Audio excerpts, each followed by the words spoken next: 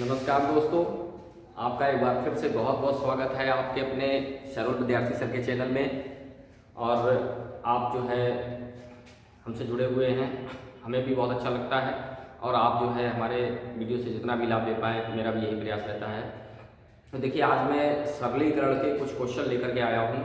उन क्वेश्चन को आपको बिल्कुल कॉन्सेप्ट बेस पे समझना है और जो है उसको आप समझिए, ये आपके लिए जो है उपयोगी साबित हो सकते हैं। लेकिन दोस्तों, मैं इससे पहले आपसे एक बात कहना चाहूँगा कि अगर आप हमारा वीडियो देखते हैं तो आप प्लीज़ एक कॉपी और एक पेन जरूर लेकर के बैठिए, क्योंकि जो चीज़ आप देख रहे हो इसमें समय देता हूँ, आप उसको रोक करके उसको नोट कर लीजिए। मान लीजिए आपने 5 क्वेश्चन या 10 क्वेश्चन समझ लिए या कोई कॉन्सेप्ट समझ लिया, और उसको समझने के बाद जो है आपने उसको नोट कर लिया, तो आप किसी भी वक्त एग्जाम टाइम में भी आप उसको देख सकते हैं और देखने के बाद आपको वो चीज़ क्लियर हो जाएगी।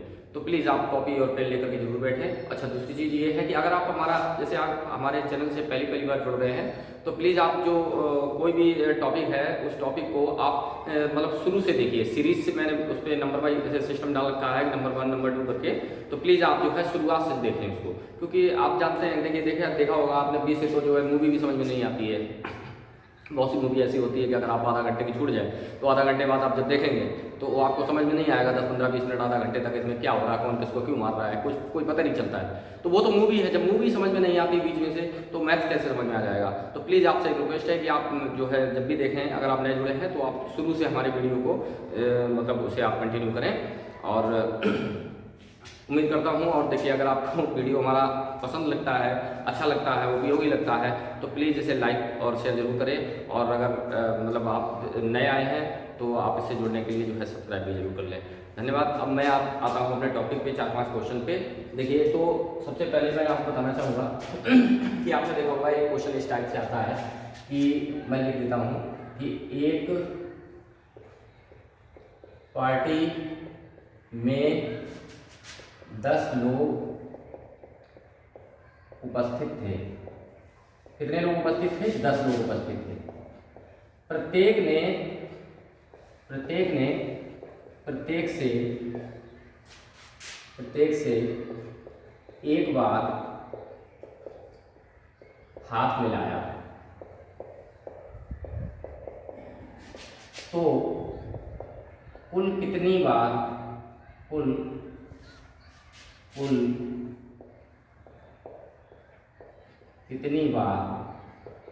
हाथ मिलाए गए। तो देखिए, एक ही क्वेश्चन है, तो इसके लिए एक फार्मूला होता है, वो मैं आपको बताना चाहूंगा। उसमें फार्मूला क्या होता है? हाथ मिलाने का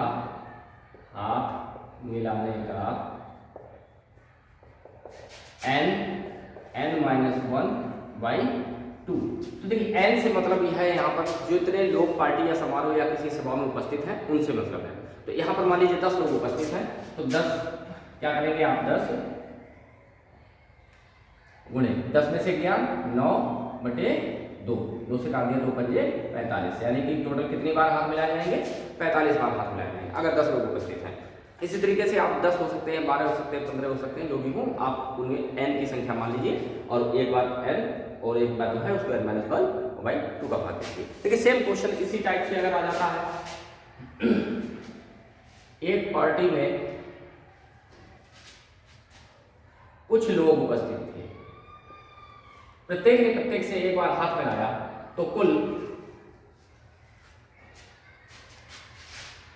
45 बार हाथ मिलाया गया।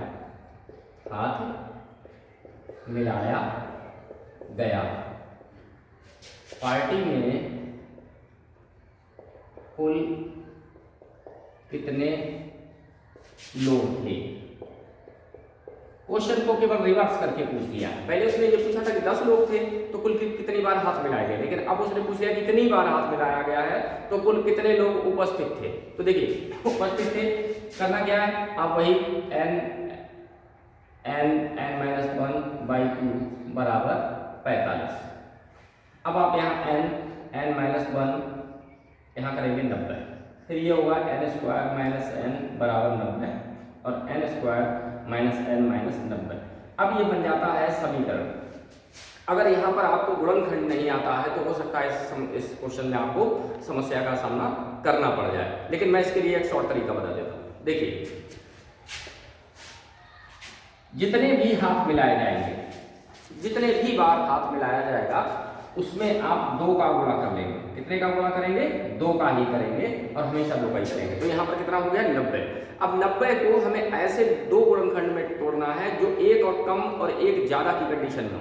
तो देखिए 10 नेम 90, तो एक कम एक ज्यादा है, तो ऐसी कंडीशन में बड़ी वाली संख्या रहती है वही आंसर होता है। तो इसमें आप जो है समय बचा सकते हैं। मान लीजिए सपोज दैट, जैसे देखिए, जैसे समय क्या है कि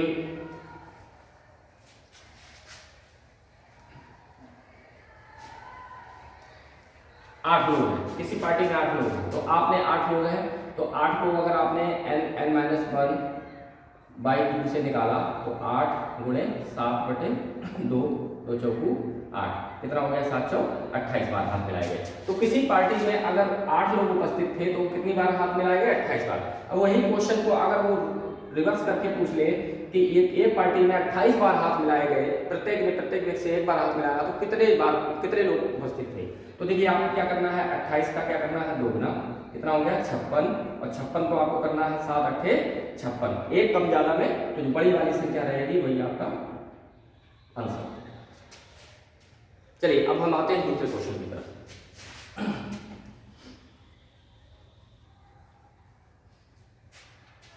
अब दूसरे क्वेश्चन की तरफ आते हैं, जिसमें क्या है कि जैसे आप देखेंगे, एक क्वेश्चन आता है इस टाइप से कि एक परीक्षार्थी ने सभी 100 प्रश्नों का उत्तर दिया।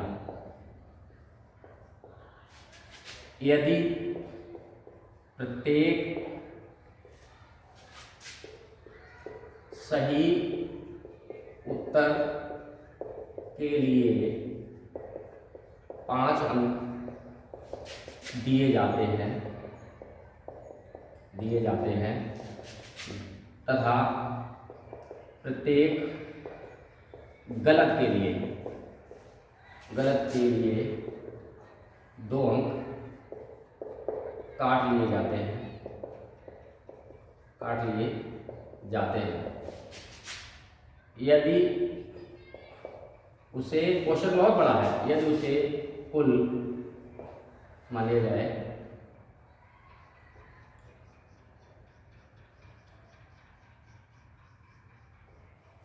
220 अंक मिले हों तो उसने कितने प्रश्नों का सही उत्तर दिया? देखिए, ये क्वेश्चन दूसरे टाइप से कई रूप में आता है। कैसे? कभी कभी आपसे ऐसा पूछ लेता है कि आप जैसे एक निशानेबाज को एक सही निशाना लगाने पर जो है 3 रुपए दिए जाते हैं या 5 रुपए दिए जाते हैं, और गलत निशाना लगाने पर उससे 2 रुपए ले लिए जाते हैं। अगर मान लीजिए उसने 100 निशाने लगाए तो और उसको 220 रुपए मिले हैं, तो उसको उसने कितने सही निशाने लगाए अथवा कितने गलत निशाने लगाए, इस तरीके से क्वेश्चन पूछ लिया जाता है। सेम क्वेश्चन है वही, जैसे आप एग्जाम वगैरह देते हैं तो मान लीजिए आपको सही उत्तर के लिए 5 अंक मिल रहा है और गलत के लिए 2 काटा जा रहा है, तो आप कितने अंक प्राप्त करते हैं आप खुद पता लगा सकते हैं कि हम इस एग्जाम में गए थे और हमारा यहाँ पर कितना आंसर सही गया है। ठीक है, तो अब देखिए, सबसे पहले हम इन 100 को 2 भागों में बांट लेते हैं, एक x में और एक 100 माइनस x में। देखिए, मैं आपसे कहूं कि 10 को 2 भागों में बांटिए, मैं आपको ऐसा कहना चाहता हूं कि जैसे आप 10 को 2 भागों में बांटिए, तो आप कोई भी संख्या बोल देंगे सर 4 6, मैं कहूंगा कि नहीं 4 6 नहीं, मेरे हिसाब से तो 2 और 8 है। आप कहेंगे सर 2 8 या 3 7, तो आप कहेंगे 3 7, मैं कहूंगा नहीं मेरे हिसाब से तो 4 6। तो कहने मतलब आप हमें संतुष्ट नहीं कर सकते। लेकिन अब क्या है, जैसे हमने 10 और इसको x और इसको 10 माइनस x मान लीजिए ये 3 है, तो जब 3 है तो ये 7 ऑटोमेटिक हो गई, ये 2 है तो ये 8 अपने आप हो गई, ये 1 है तो 9 ये अपने आप हो गई, अगर ये 4 है तो ये 6 हो गई। तो इस तरीके से अब यह आप प्रत्येक संख्या पर जो है लागू हो जाता है। तो अब देखिए मैंने 100 को 2 भागों में बांट लिया, एक को मैंने बांट लिया सही में और एक को बांट लिया मैंने गलत में। तो देखिए ये सही है और ये जो है वो गलत है। गलत सही के लिए उसे 5 अंक मिलते हैं, गलत के लिए उसके 2 अंक काट लिए जाते हैं। तो जब सही में से गलत काट के जब काटे जाते हैं तो उसको कुल कितने अंक मिलते हैं? 220 अंक मिलते हैं। तो अब आपको इसमें हल करने में कोई दिक्कत नहीं है, इसका -2 का गुणा कर दीजिए, तो ये हो गया -200 और प्लस के 2x बराबर 220, 2x और 5x हो गए 7x और ये 200 उधर जोड़ देंगे तो हो जाएंगे 420, 7 7 42, यानी कि x बराबर आपका आता है 60। अगर आपसे पूछा जाता है कि उसने कितने प्रश्नों का सही उत्तर दिया तो इसका मतलब आपका आंसर कितना हो गया? 60। लेकिन अगर आपको पूछता है कि उसने कितने प्रश्नों का गलत उत्तर दिया तो आप इसमें से घटा दीजिए, 100 में से 60 घटा देंगे तो कितने हो जाएंगे? 40 हो जाते हैं। तो इसी टाइप का क्वेश्चन है, ये निशानेबाजी पर भी आता है और इस पर भी लगता है, तो दोनों ही तरीके सेम है, उसे आप नोट कर लें। अच्छा, एक क्वेश्चन का मैं बताना चाहूंगा, इस टाइप से आता है।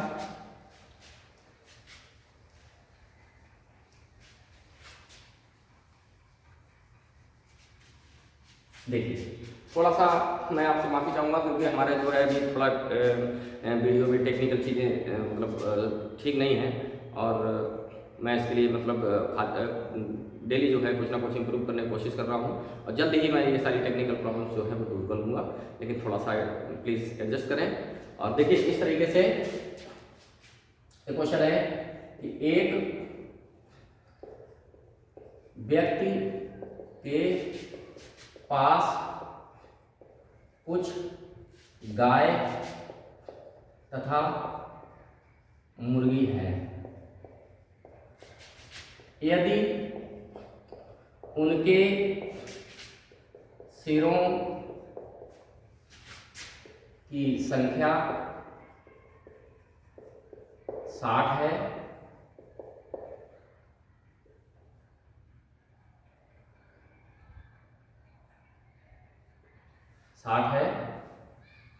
तथा पैरों की संख्या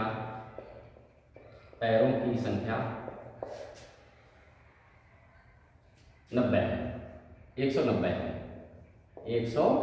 है, तो उसके पास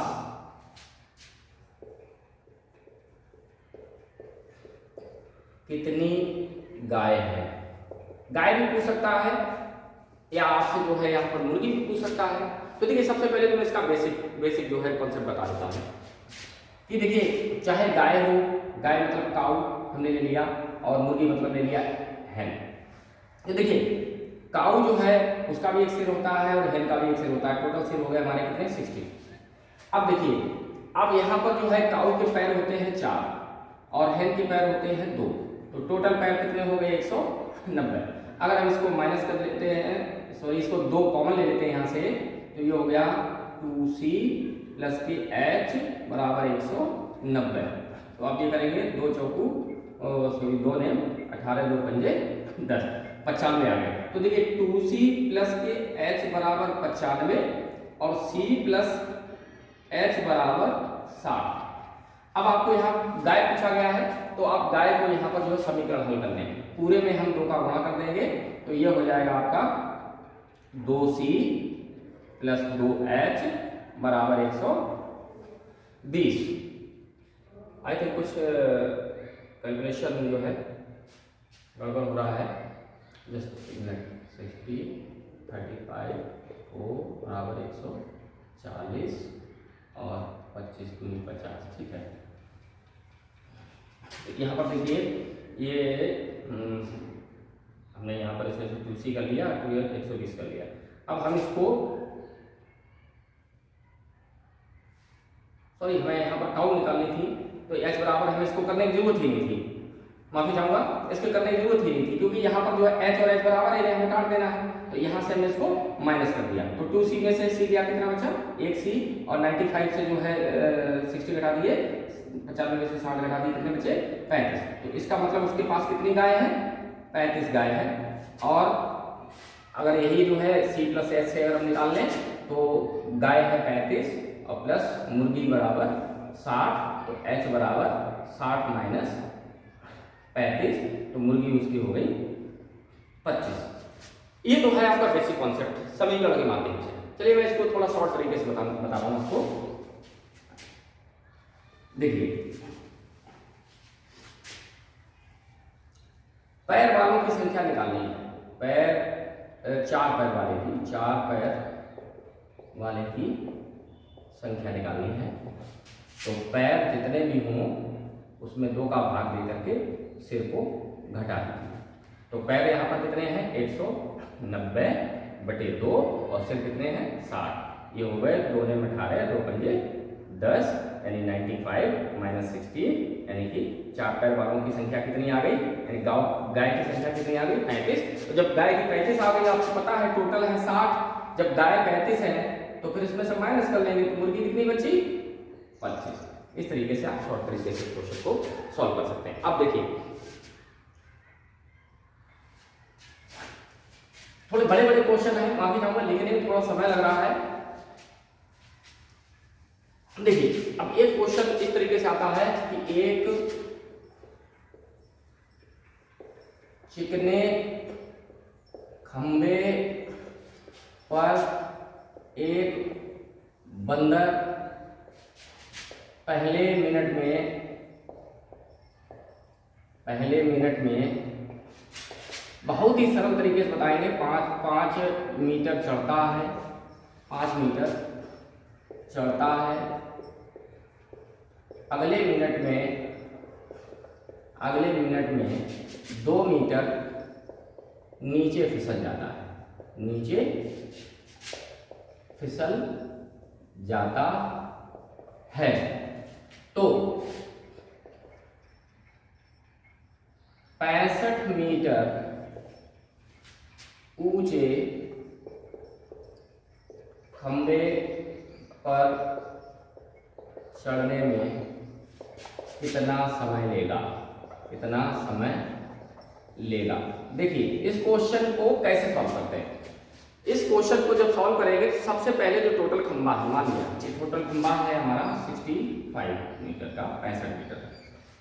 तो देखिए, यहाँ पर पहले मिनट में बंदर जो है वो चढ़ता है 5 मीटर चढ़ता है, इसलिए प्लस लगा दिया, और अगले मिनट में ये -2 मीटर पीछे फिसल जाता है, नीचे फिसल जाता है। तो अब देखिए, इसका मतलब कुल मिलाकर ये हुआ, इधर इसको समय लग गया 2 मिनट का, और इधर जो है चढ़ा है कुल मिलाकर के 3 मीटर। तो इसे हमने यहाँ से सॉल्व कर लिया। अब ध्यान इतना रखना है कि जो पहला मिनट में जितना वो चढ़ता है, पहले मिनट में जितना वो चढ़ता है 5 मीटर, वो खंबा आप ऊपर से जरूर काट ले, माइनस कर लेना। तो अब आपके पास बचता है 60 मीटर। इसका मतलब ये लास्ट वाली एक जंप में चढ़ जाएगा। अब आपको केवल 60 मीटर का कैलकुलेशन करना है। तो आपको पता है कि 3 मीटर चढ़ने में उसको कितना मिनट लगता है, 2 मिनट लगता है। तो 1 मीटर चढ़ने में कितना लगेगा, 2/3 मिनट लगेगा। तो 60 मीटर चढ़ने में उसे कितना समय लगेगा, 2/3 गुणे 60, ये हो गया 20, यानी कि 40 मिनट। तो यहाँ देखिए, यहाँ से और यहाँ तक जो खंबा है उसको चढ़ने में वो ले रहा है 40 मिनट का समय, और ये एक लास्ट जंप लगाएगा 1 मिनट में, और फिर दोबारा नहीं फिसलेगा। तो इसलिए टोटल मिलाकर के जो हमारा आंसर होगा वो होगा 41 मिनट। आप जो पहली जंप में जितना बंदर उछलता है वो आप ऊपर से खंबा जरूर काट लें, नीचे वाले को कैलकुलेट कर ले, क्योंकि लास्ट में वो 1 मिनट में जो 5 मीटर की जंप लेगा और उसको पकड़ लेगा, फिर ये नीचे नहीं फिसलेगा। चलिए आप इसको देख लीजिए। एक क्वेश्चन मैं और बताना चाहूंगा आपको।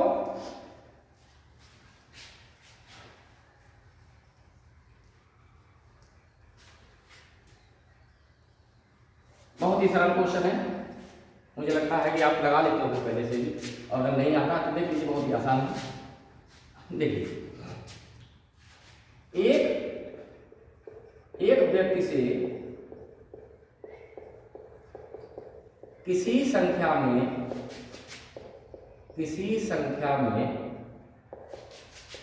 27 से गुणा करने को कहा गया गलती से उसने 72 से गुणा कर दिया, 72 से गुणा कर दिया। प्राप्त उत्तर सही उत्तर से